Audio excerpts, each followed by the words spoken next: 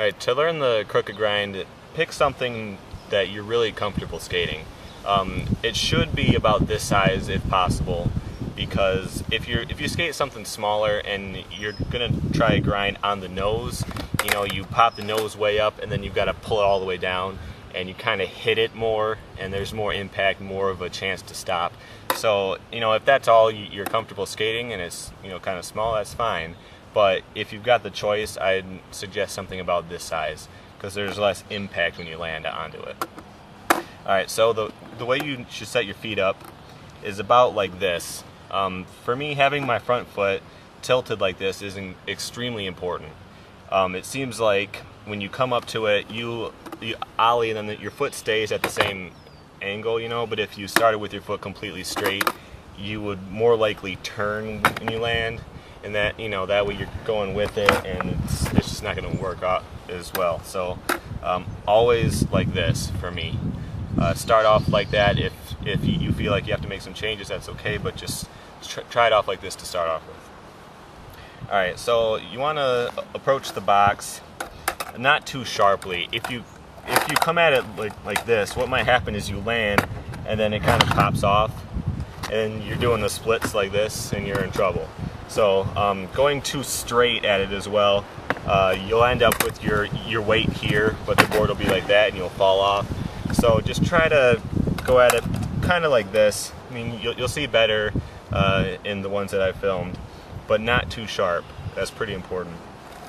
Now, for me, the way I pop is I wait until the last second. Like it feels like my heel is about to touch the box when I pop, and it seems that way you kind of hit it more so that your weight will shift on top of it. If you try to ollie out here, it seems like you have to spin more to get the nose up onto it, and if that happens, you might slip off like that or something. So for me, I always wait until it seems like it's almost too late and then pop, and that's how I can lock in. Now it's important that you land like this. You don't want to have this wheel too close to the coping, because that's not going to grind very well.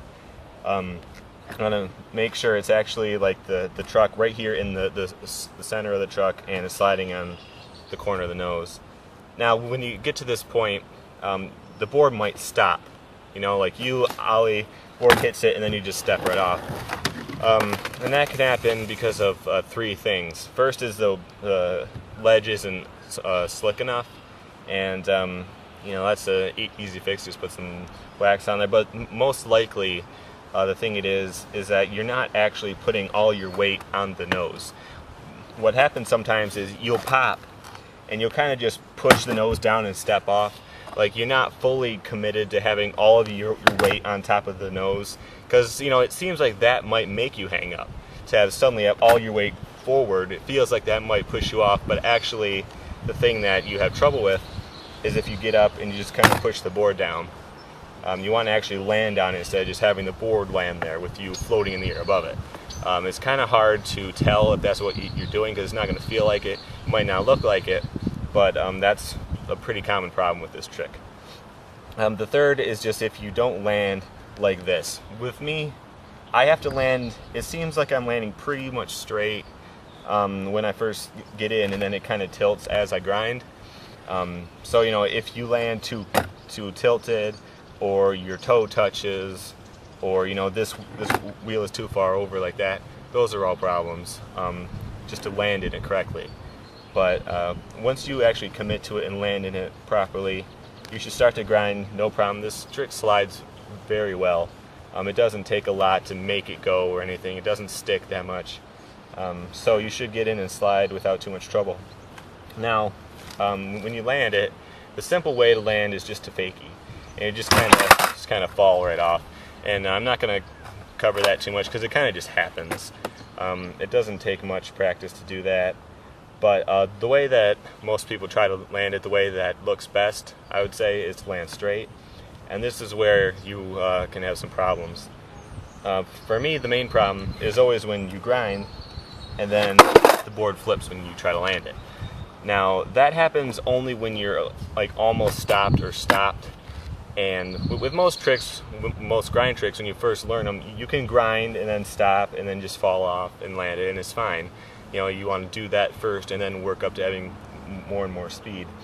But with the crooked grind, if the board stopped, it will always flip. It's almost impossible to start like this stationary and land on the ground with, you know, the board still straight up. It almost always flips over. So with this trick, to land straight, you have to do it when you still have some speed. You know, I'm not talking about having to go extremely fast, but you want to still be in a smooth grind by the time you land.